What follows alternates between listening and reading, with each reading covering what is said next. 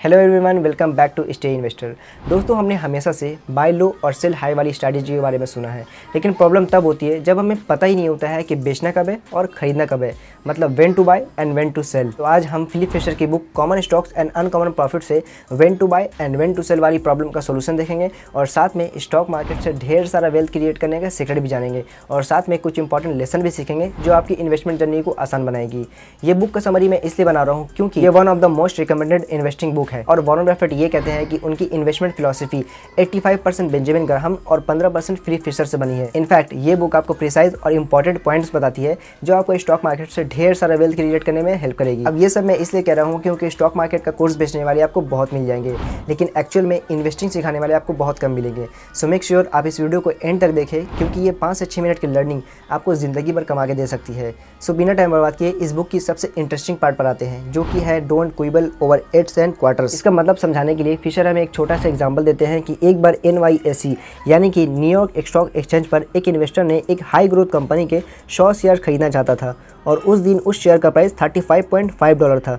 तो उस इन्वेस्टर ने अपने आधे डॉलर बचाने के चक्कर में $35 पर अपना ऑर्डर प्लेस कर दिया कि जब कंपनी का स्टॉक्स का प्राइस $35 पर आ जाएगा तो वो शेयर उसको मिल जाएगा। पर उस दिन के बाद वो स्टॉक्स कभी $35 पर आया ही नहीं, जबकि कुछ सालों के बाद उस स्टॉक्स का प्राइस $500 तक पहुंच गया और उसके बाद भी वो कंपनी ग्रो हो रही थी और कंपनी का फंडामेंटल बहुत ही स्ट्रॉन्ग और फ्यूचर ब्राइट था। तो उस टाइम पे उस इन्वेस्टर ने अपने आधे डॉलर बचाने के चक्कर में अपना $46,000 का नुकसान करवा लिया। लेकिन उस इन्वेस्टर ने उस कंपनी के कुछ शेयर पहले भी खरीद रखे थे।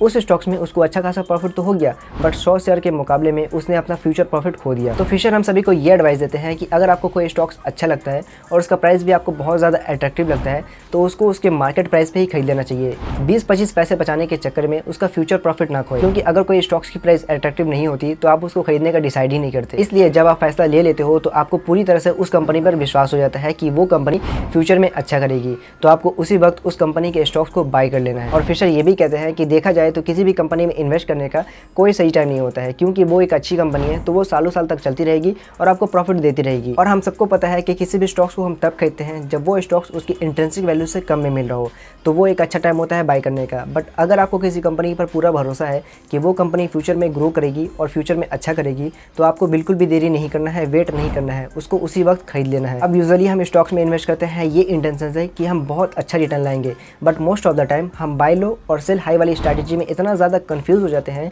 कि हम जो लॉसेस कर रहे हैं वो हम इग्नोर कर देते हैं, सिर्फ इसलिए कि हमारा जो नेक्स्ट स्टॉक होगा वो हमें अच्छा प्रॉफिट ला करके देगा। इससे बेटर स्ट्रैटेजी ये है कि जब आप किसी कंपनी में इन्वेस्ट करने का सोच रहे होते हो तो मेक श्योर वो कंपनी एक विनिंग कंपनी हो, तो आपको स्टॉक प्राइस की चिंता कभी नहीं होगी, बिकॉज कंपनी जैसे जैसे परफॉर्म करेगी स्टॉक्स का प्राइस उसको लॉन्ग टाइम में फॉलो करेगा। बट ऐसी कंपनी आइडेंटिफाई करना इतना ईजी नहीं है, बट ये पॉसिबल है अगर आप गुड क्वेश्चन पूछना जानते हो। इनफैक्ट फिलिप फिशर ये भी कहते हैं कि इन्वेस्टिंग में वही लोग सक्सेस होते हैं जो आउटस्टैंडिंग कंपनी में इन्वेस्ट करते हैं और स्टॉक मार्केट फ्लक्चुएशन में साथ रहते हैं। यह स्ट्रैटेजी बाय लो और सेल हाई से और ट्रेडिंग से फार बेटर है, क्योंकि आप जितना ज़्यादा ट्रांजैक्शन करोगे आपके फेल होने के चांसेस उतना ज़्यादा बढ़ जाएगा। अब दूसरा जो सबसे इंपॉर्टेंट लेसन है वो है स्कटलबट टेक्निक। दोस्तों, स्टीव जॉब जो कि एप्पल के फाउंडर थे वो हमेशा कहते थे कि what not to do is as important as what to do, मतलब कि क्या नहीं करना है वो उतना ही इंपॉर्टेंट है कि क्या करना है। और ये बात स्टॉक मार्केट में वेल्थ क्रिएट करने पर भी लागू होता है। अब इसका मतलब ये होता है कि आपको बहुत सारी जगह से और बहुत सारे लोगों से स्टॉक्स की आइडियाज़ और इंपॉर्टेंट इन्फॉर्मेशन मिल सकती है कि आपको कौन से कंपनी में इन्वेस्ट करना चाहिए, लेकिन ये वो लोग होना चाहिए जो कंपनी से डायरेक्टली रिलेटेड हो, जैसे कस्टमर्स, एम्प्लॉयज़ और कंपटीटर्स। जैसे अगर आप कहीं इवेंट में जाते हो और किसी ओल्ड फ्रेंड से मिलते हो जो रिलायंस इंडस्ट्री में जॉब करता है, तो आप उससे उस कंपनी की कल्चर पूछ सकते हो कि कंपनी उन्हें ट्रीट कैसे करती है या वो फ्यूचर में कितना ग्रो हो सकता है। या आप उनसे ये पूछ सकते हो कि वो सिर्फ ब्रिटानिया के केक और बिस्कुट क्यों खाते हैं, या फिर आप उनसे ये पूछ सकते हो कि वो सिर्फ बाटा के शू क्यों पहनते हैं। इससे आपको अंदाज़ा लग जाएगा। इसलिए आपको भी इन्वेस्टमेंट आइडिया ढूंढने के लिए किसी स्टॉक मार्केट एडवाइज़र या बहुत सारे कोर्सेज करने की ज़रूरत नहीं है। आप अपने आसपास देख सकते हो कि कौन सी कंपनी के लोग प्रोडक्ट बार बार यूज़ करते हैं और कौन से प्रोडक्ट के बारे में लोग बात करते हैं और उस प्रोडक्ट के फ्यूचर के बारे में लोग क्या सोचते हैं, ना कि स्टॉक्स के बारे में। और फिशर ये भी कहते हैं कि जब आपको कोई कंपनी में पोटेंशियल लगता है कि वो फ्यूचर में बहुत ग्रो हो सकती है, तो उसके लिए आपको सिर्फ ये देखना चाहिए कि वो कंपनी ओवर वैल्यूड तो नहीं है। तीसरा जो सबसे इंपॉर्टेंट लेसन है वो ये कि सक्सेसफुल इन्वेस्टर कभी भी कंपनी के एनुअल रिपोर्ट की टोन देख करके उसमें इन्वेस्टमेंट नहीं करते हैं। यूजुअली कंपनी की एनुअल रिपोर्ट के वर्डिंग, टोन्स और फॉर्मेट कुछ ऐसे होते हैं कि वो पढ़ने वाले इन्वेस्टर के दिमाग में